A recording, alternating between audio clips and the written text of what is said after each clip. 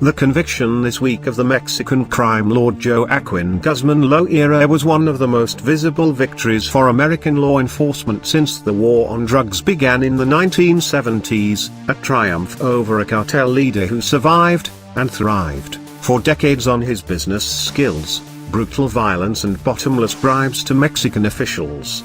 And yet on January 31st, the same day that the trial of Mr. Guzman, known to the world as El Chapo, ended in a Brooklyn federal courtroom, border officials in Arizona made an announcement. They had just seized the largest load of fentanyl ever found in the United States, a haul that was hidden in a truck carrying cucumbers on its way through the Nogales port of entry, a crossing that Mr. Guzman's organization, the Sinaloa drug cartel, has traditionally run for years.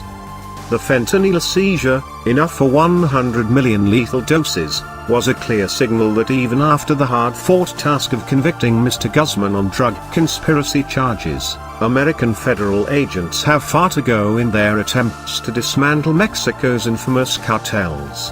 The verdict against the kingpin on Tuesday may, in the end, have little lasting impact on either Mr. Guzman's group or the wider effort to stem the flow of drugs into the United States. Even without its former leader, the Sinaloa cartel is a major threat and maintains among its competitors the most expansive footprint in the United States, according to the Drug Enforcement Administration's most recent assessment of the drug trade. While Mr. Guzman's guilty verdict disrupted the relationships and smuggling agreements the kingpin forged in his career, federal agents say his empire remains intact and is now being run by his sons and his wily longtime partner, Ismael Zambada Garcia.